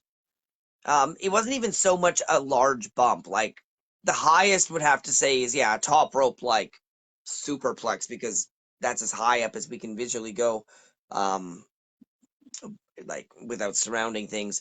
But hardest bump would have had to been a guitar in a fans bring the weapons match that was not gimmicked. And for those of you who watch TV guitars explode, which is great.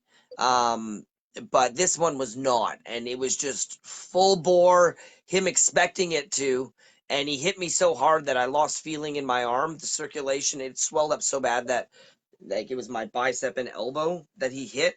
that I actually had to go get the pressure relieved because I lost all feeling in my hand because there was so much swelling in my arm from what was going on. So, yeah.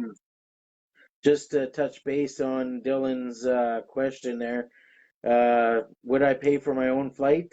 No, it's the promoters. It's supposed to be bringing me there, paying for my flight, paying for my room, or he could just make me share a room with Scarlet Black. Make you share a room with Scarlet Black. Now you're trying to just gain favor, but I don't think being in a room with her would give her much favor, if my honest opinion is there. Well, she could beat me any way she wants, in that room. I bet. Deeds, didn't Slave assault you with an adult item? Best bumps he did. Yeah, so what they're referring to is that Slave whipped me off the ropes and he clotheslined me with a dildo. And not only did he clothesline me with a dildo in this no disqualification match, but he hit me so hard with the dildo that my head bounced off the mat and it actually knocked me out for a few seconds. And then he proceeded to aggressively try to shove the dildo into my mouth, in which point I almost gagged in the middle of the ring. But I still won that match, by the way. So really, that's the most important thing. Strike from your record anything else, people. The important thing is that Deeds won the match. Thanks. Really dumb Next. question. What was it? A black dildo? No, it was a bright blue one, graciously provided by Christine at Love Winks. And you can also check out her and Courtney and their Love Winks pages and buy all of the accessories you could ever want. Holy shit, we're just promoting other people too here. Well, we're promoting everybody, right? If you're already booking other stars while you're talking to me, then the least I could do is put over product placement in hopes to get a few bucks. Hey, we should set up a thing where they use your name as a promo code so they can get a discount. Yeah, my phone has decided to want to run out of battery, so I have to plug you in again. Ooh, and I brought you back out to my kitchen temporarily. Yeah. Scarlett said best bump the CJ bar knockout. That's what we're talking about. The one I got knocked out with this thing. Yeah. Yeah, but we did keep it. We still have it somewhere in our wrestling souvenirs. Yeah. This is one of my pride and joys, Peyton. Oh, Peyton, welcome to the show. Hi to all the people out there. Yeah. This is when I'm dastardly daddy Deeds. Yes, my love.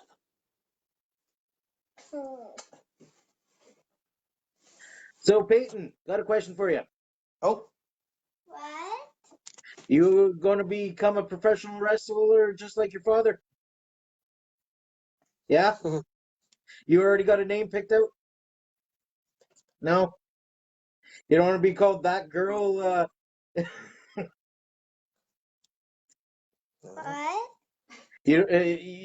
I got your name picked out for you. That girl, Peyton Deeds. Peyton Deeds? Yeah. All right. I'll keep going. All right. Thanks for joining us. There we go. That was a guest cameo. Got a 2-for-1 there. Well, there you go. And it won't strike my pocket so hard. All right. I'm just scrolling back up, catching everyone up on the comments. I feel I'm less evil when I wear regular glasses as opposed to, thank you, as opposed to dark shades. Yeah. Trying to get us settled out here. I'm going to multitask things again, as I said that I might, and because I have to be plugged in. So keep on going. Feeling active.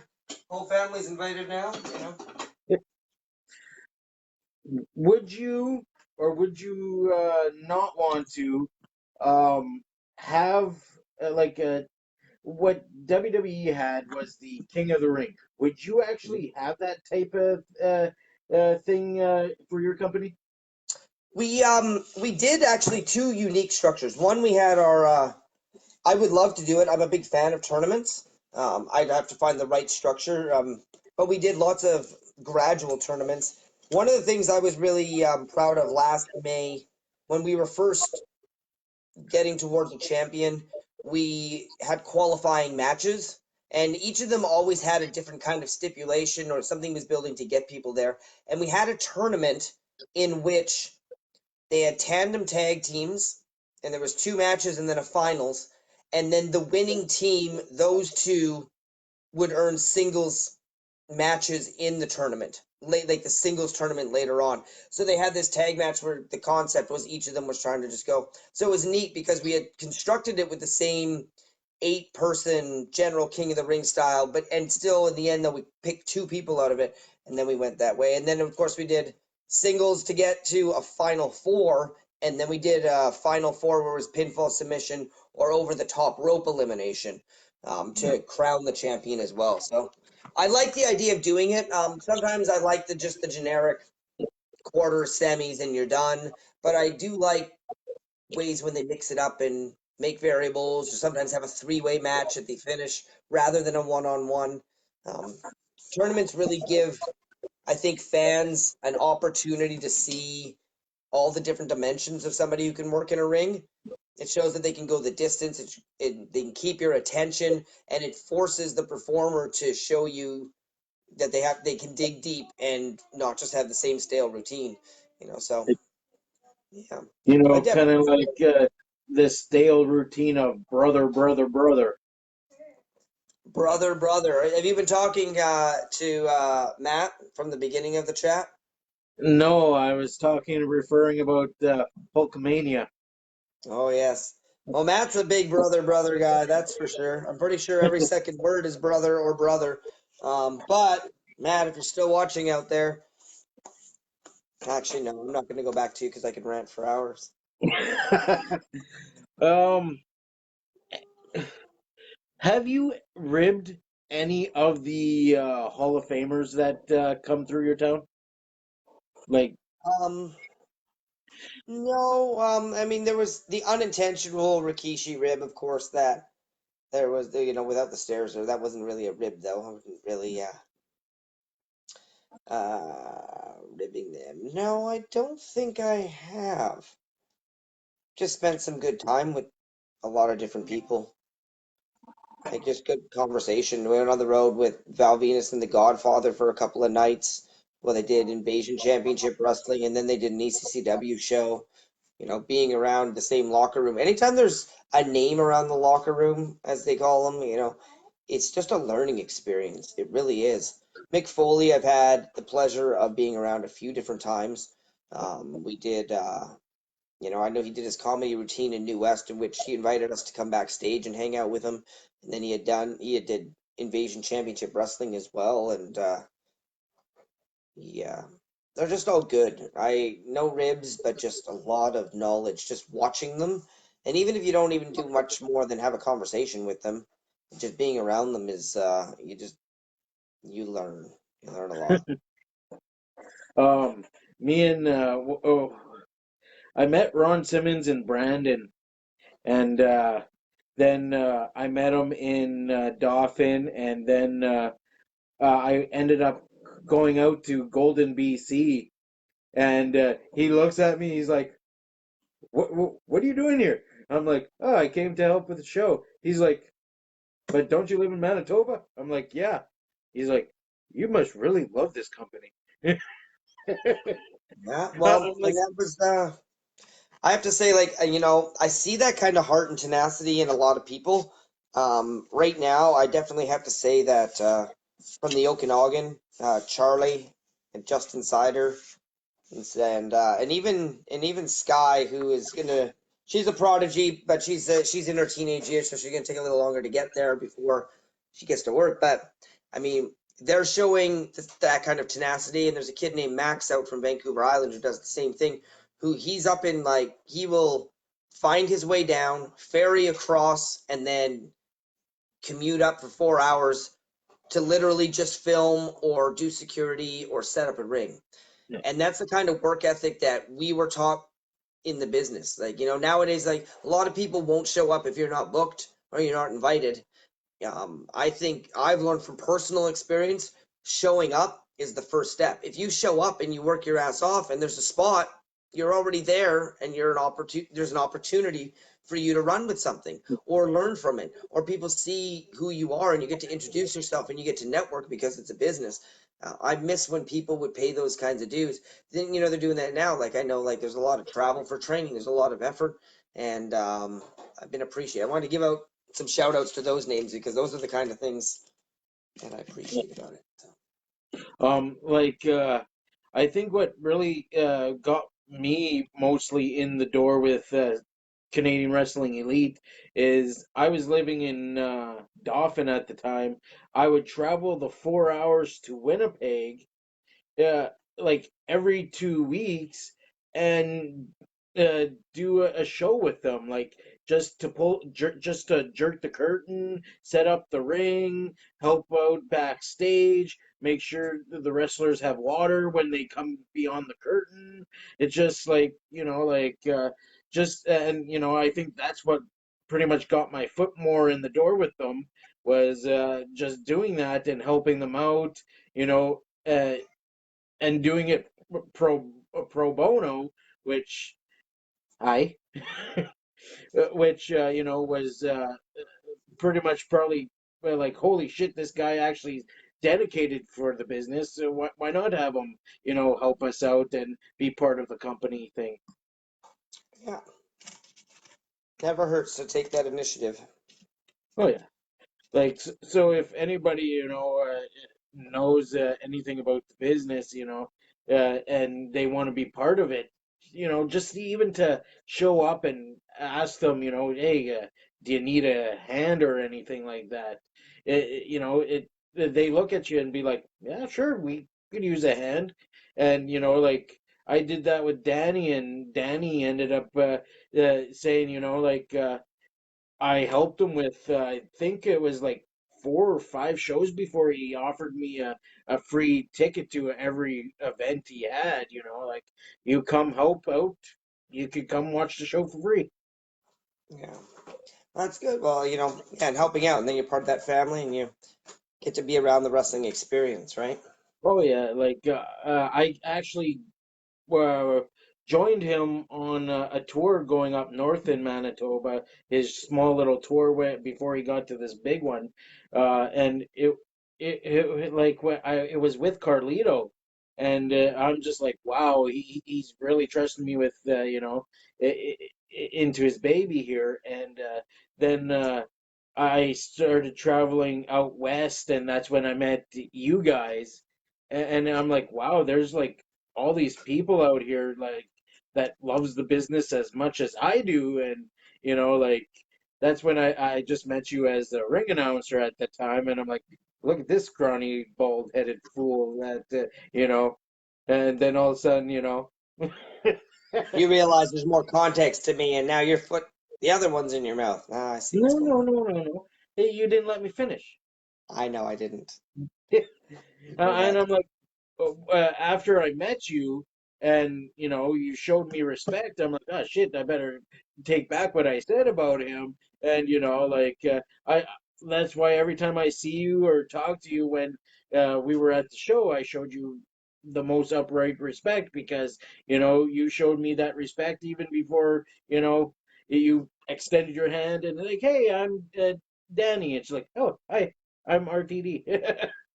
Like Ev- not a lot of people just come up to Joe Blow and just like, hey, I'm so and so.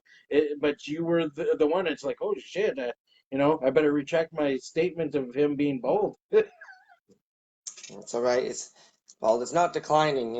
I'm not bald. I'm beautiful. Right. Yes. More questions? Lots more questions? Yes. Yes. Yeah, No. Got to entertain the masses. We've been going on like an hour and a half now. We're doing pretty good as far as the live feed goes.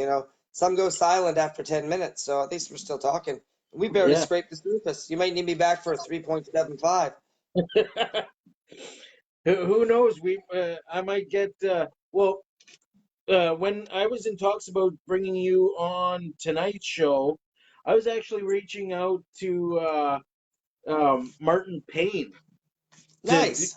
Good. to to do episode 4, but we're trying to figure out his days off, and that's the whole thing about that whole about days off thing, and people are taking days off. Well, it was like just trying to get him to come on and trying to find out a good time for him, especially since he lives across the pond. Just trying to, because different time change between him and us, because we're just 2 hours apart. He's like what, 8 hours apart, maybe. Do you want to do me a favor and book Dylan McQueen, please? Thanks. Who? Dylan McQueen. Yeah. Who? What? Yeah. Who? RTD. Come on. All right. Anyway, all right, maybe I'll book Dylan McQueen and then do an interview segment while you're doing an RTD Solid Show live with somebody else, just to spite.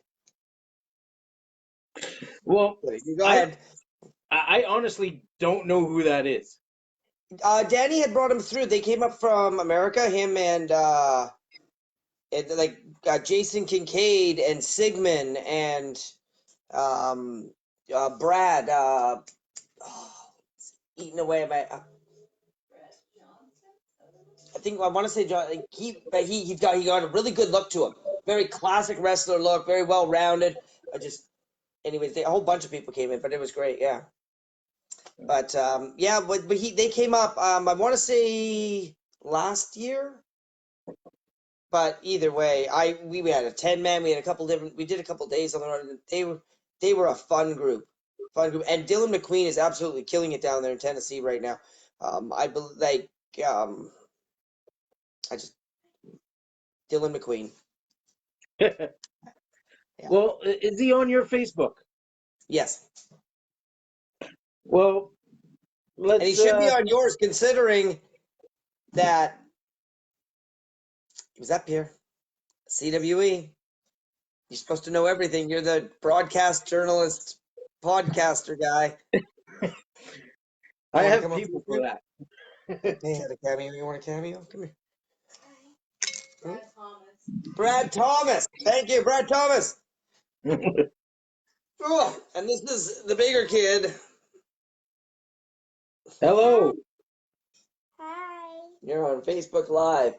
There's millions of people potentially able to click the link. Whether or not they do, we don't know, but yeah, thumbs up, dude. All right. Now I lost my train of thought. Thank you very much.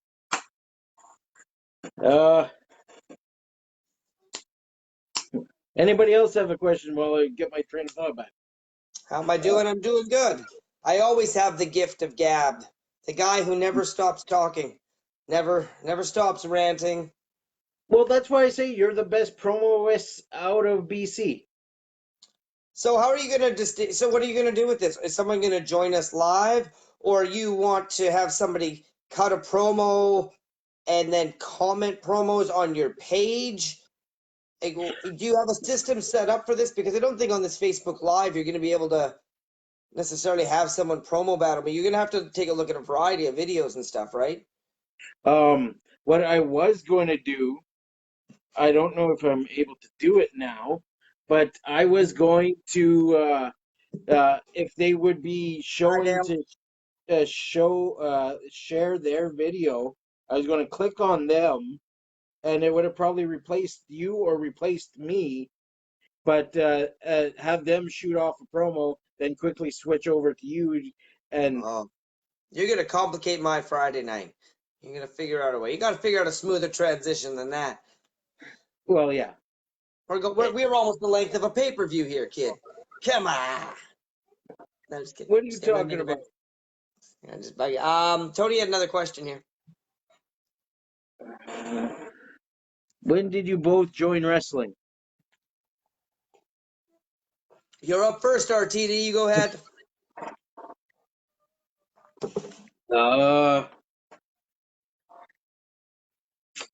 I gotta say 2010 is when I when I joined CWE.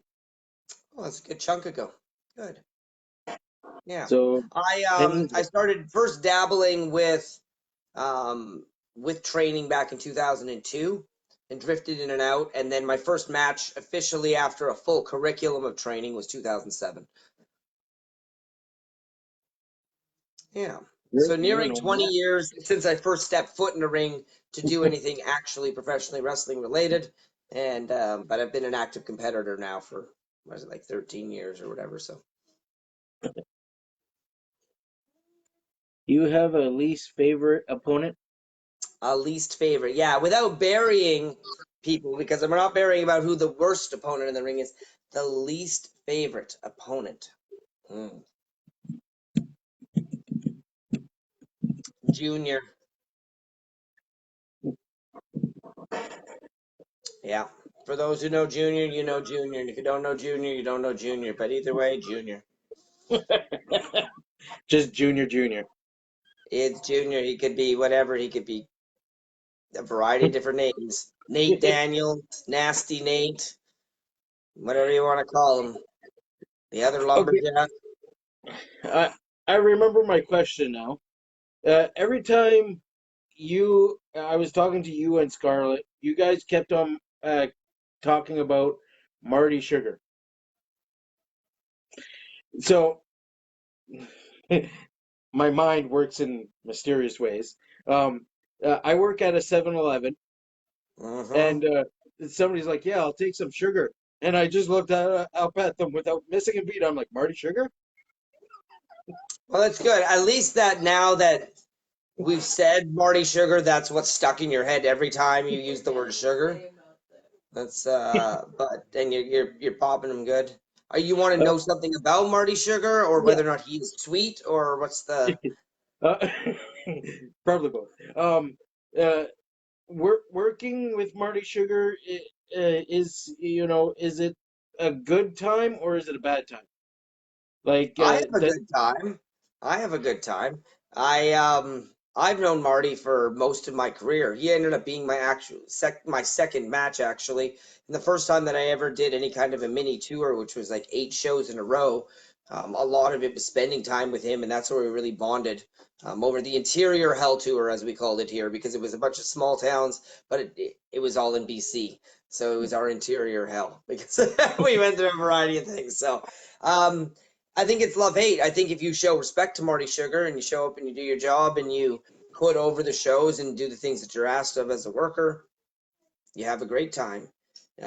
There's been times where I've seen that he doesn't see eye to eye with people. Um, Marty Sugar, much like anybody in this business, myself included, is you get what you give. You treat somebody nicely in this business and you do right by them both in the ring and outside.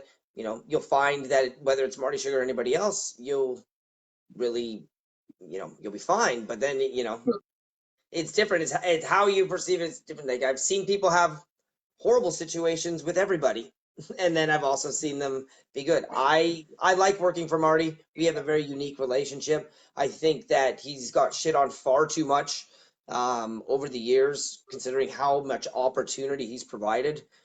So many different people. Some people wouldn't even have their foot in the door. Um, some people over time maybe didn't even deserve to get their foot in the door. And even me, like I give a lot of my success, I have to owe that to Marty. A lot of people, especially out here, didn't have a very good stigma of me either. I'm the tiny little dastardly guy, I didn't have the look. I didn't have the thing that people like. I was boisterous, I was in your face, I was bright, I was all the things, but people didn't want to put me as the face of their company. And against all odds and all of the other promoters, Marty put his belt on me and we started filling up and adding more people to the shows and making more money and building the product. And I felt that there was a lot of confidence that was built up in me because of the ball he allowed me to run with. And there's a lot of people who provided me different opportunities in this business. But as far as allowing me to up my game and be on another level, I owe Marty Sugar a great deal. And we've been together as friends for so many years now. And but back to your original question, it's love hate. Some people like it, and some people it's an acquired taste. So as it is with everybody, I'm sure. So yeah.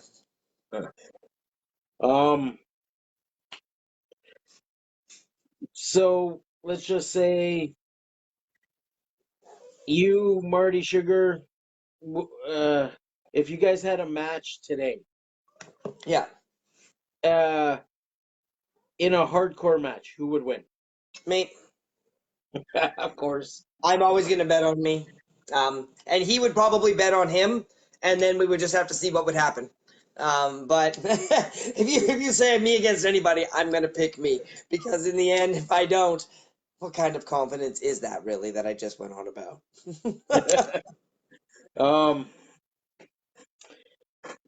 Who would you say would be the best to be like, if just say you and your co-promoter isn't uh, around to promote your company, who would be the like second in command? To run your company. So just say you and your co-promoter got sick, and who would be running the day-to-day operations for you? Scarlet Black. As much as kayfabe is work, we work so many different angles of life together. I'm sure we want to kill each other in the ring, but I think that if I was going to trust a number two in this business to kind of replace my face and take the helm of PPW if it needed it, it would go to Scarlet Black. I think that it would be very innovative to have a female be the one to be running a company, not just a Stephanie McMahon figurehead, but having somebody out here in BC be the person to take the helm and show, it would really shake things up. But I think that she has enough responsibility and private intellect, and I know how she is outside of the ring, outside of the business in general, and her ability to run shop and do ambitious things with her life is unparalleled. And so I think that if she were to have control of a company, whether it was PPW or anything else, I think she would take that ball and run with it very well. So that would be, we have good friends in our social circle to do that, but I think close to me with the overall experience, both in the ring, traveling across the country, working with a bunch of different promoters, seeing it done wrong, seeing it done right, seeing how it's not good for women and it's not good for people who are green all the time. She could really provide a different level and an opportunity for people. So I don't know. Yeah. What a way to get your foot out of your mouth there. Hey, my foot wasn't in my mouth. Your foot was in your mouth. I don't have to do anything about that. Nothing about that. So yeah. Your foot was in your mouth for a while, but you just pulled it out. Mine is still in my mouth. Yours is still in your mouth. My foot always goes in my mouth with pretty much the entire wrestling community. So, if it's one way, if it's in my mouth, it's Scarlet too. That's fine. All right. Anyone else have any questions? That was a good haul. You almost had me for 2 hours plus the other hour. Good job. I'm happy you can scrape the surface, but you can give them all the details. Yeah. Instagram at Danny Deeds, Facebook at that guy Danny Deeds, Twitter at Danny Deeds.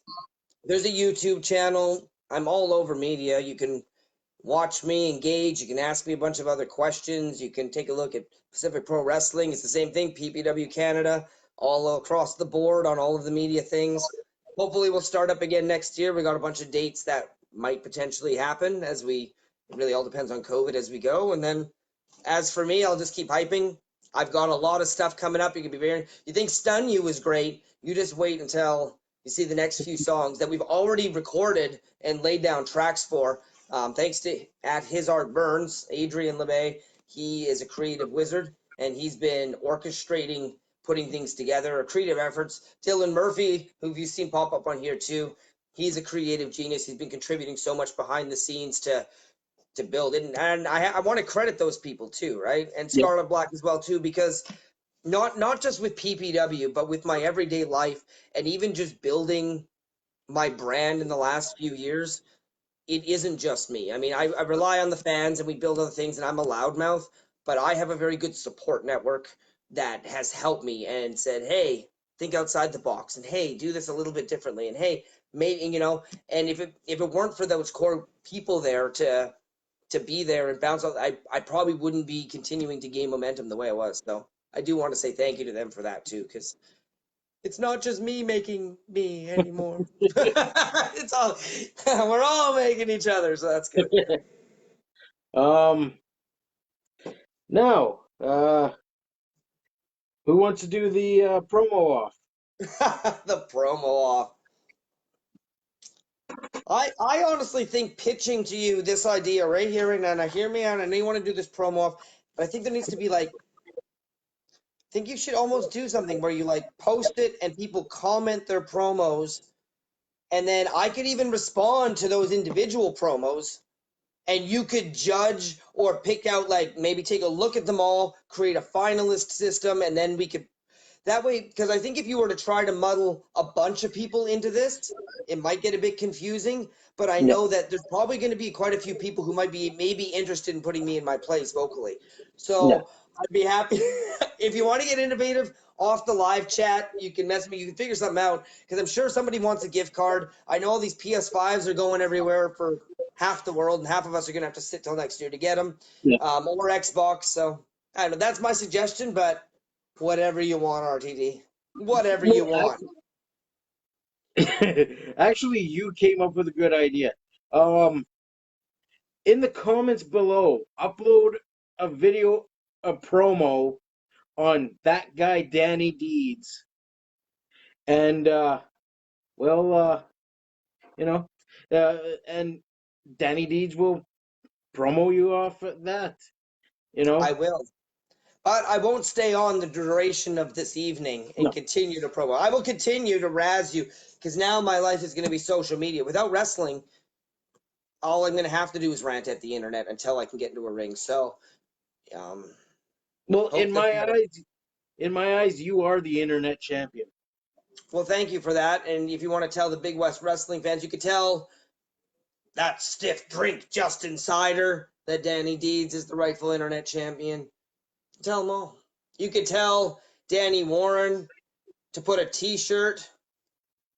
And the only reason I'm saying Danny Warren is because he tags all of our shoot accounts when he puts it on Facebook. Danny Warren, 99 others, vote now for CWE. And I get it's good marketing, but I'm Danny Deeds, damn it. Anyways, that's a little poking fun. Danny, if you're listening, I got a bunch of new fanny packs. Don't want to lay one across the ring from you. And speaking of RTD, that's another one. Maybe not a promotion. I would like to work for CWE against Danny Duggan in Manitoba, in his territory. So back to, I'm sorry, I got to scroll back up, but somebody had asked a question about which promotion, blah, blah. I've worked for CWE, but I would like to come into Danny's home turf, lay down my fanny, cross from his fanny, and we'll see which fanny's bigger. That's right. I will unzip that pouch, and I will reveal all. You call Hot Shot. You say, hey, when you're done having your little quarantine over there, since Manitoba just had their first lockdown, and we've already gone through it a few times over here. So, right. Fanny pack on a pole match, done. Yes. Holy Vince Russo. Yeah, that's right. I'm taking hot shots at Danny Duggan right now. And it's going to be a cruel winter if he doesn't answer me soon. That's right. Danny with an eye is the only real Danny with the fanny. See? Terrence gets it. Terrence understands. That's all I'm saying. Got anything else for me, RTD? Are we wrapping up? Are you doing good? Well, I would like to end this at 10 o'clock my time, so in 6 more minutes. 6 minutes. You can get it done in less than 6. What else you got for me? I would like to hear one more rib story that you might have seen, heard, or done. I will tell you the one, the big one. No, there's so many different things. Let's tell you about the Sugar Shank. Tell you a story about the Sugar Shank. So back to the Interior Hell Tour, in which I was a part of, as we mentioned. things were getting tense after a couple days of drinking every night, not really sleeping, constantly hazing, poking fun at one another, and people were getting really personal with one another. And we made it to Mackenzie, British Columbia. It was a bit of it's like a mill town up north a little ways, and we had wrestled there in front of not a very large crowd. The mill had just shut down, so it was kind of tight out there. And so Marty Sugar, Disco Fury, I'm going to just say it. There was a lot of alcohol involved at the after party, and Disco kept poking. He kept poking Marty Sugar's bear, making some personal comments to the point that Marty Sugar was ready to literally shank Disco. He pulled out this pocket knife, and had Cremator Von Slasher not stepped between them, Disco Fury may have died. And and we had to still work together for the rover, and so it was nearly shanked. And so Marty Sugar eventually, it became such a pressing thing that he now uses the Sugar Shank as his finishing move. One of the men, he's got the claw, but he will literally go up with his thumb and stab you in the side of your neck with his thumb. And it's called the Sugar Shank, and he legitimately shanks people. And that's based on this thing that happened in 2008 up in Mackenzie, British Columbia. And to this day, it became such a long-standing memory that the rib became his move. It wasn't as entertaining, but it's a true story. Well, before we go, merch. Merch. Where can we get a Danny Deeds T-shirt or anything of Danny Deeds? Okay, so there's a few different options. We do have a Redbubble account where there's a lot of branded That Guy merchandise. Typically my face, That Guy. You can get my face on a shower curtain, on a bedspread. You can imagine. There's that. There's Scarlet Black and Pacific Pro Wrestling. It's all at www.redbubble.com/people/PPW Canada. Okay. Separately, though, you can email me at dannydeeds@gmail.com, DANNI deeds, all one word, at gmail.com, for any of the other stuff. The I dislike you in your city, the soon to be famous I enjoy disliking you, I still don't like you, and all of the other logo related brands. You can email me directly. Shirts are $20. I can ship them out and mail them to you anywhere you like. Or you can order through Redbubble, and there's a variety of different merchandise that you can pick from. If you want to have a mug, like I said, you want to have a variety of things. But yeah, those are the two ways: direct email, Redbubble. Just so the fans know, if they want the merch, do you accept e-transfer or? Yeah, you can do e-transfer, you can do PayPal, yeah, whatever you like. But e-transfer, yeah, you can do it up. You can just send me a private message on Facebook or through my Facebook page. The page there is at That Guy Danny Deeds if you're searching for it. Danny is with an I, which is the common That's one thing that stand out. Danny with an I. So many Dannys with Y's all across. I'm the one with the I. Like a strip. Hey, wait a minute. Okay. It's with the I for intelligence. That's right. It's only one eye. I only need the intelligence. I don't need intensity or integrity. I just need intelligence. So, yeah. All right, ladies and gentlemen, this has been the Solid Show, episode 3.5, with That Guy Danny Deeds. And I would like to thank you all for coming in and watching this 2-hour spectacular, or 3-hour, we might as well say. It's been a great time. I appreciate it. It was a lot of fun. Maybe we can do it again sometime. And I've got a lot more in this knowledge if I just shake it out a bit. More road stories with Danny Deeds. Well, maybe further down the road, if the road's clear and whatnot, maybe we could do this in person. Sounds good. All right. All right. We're going to leave you with this song. Starting new fans and promoters too. It's true. It's true. Kurt ain't go woo woo woo. This is that guy Stunner Anthem. Get offended, hear me rip. This is that guy Stunner Anthem. Turn your back and I'll attack him. It's the throw up in the ring. The Draven Andrews left it splattered. It's an awkward failed suicide. We're having a Stunner Anthem dance party. The tackle drop down leapfrog spot they always want to.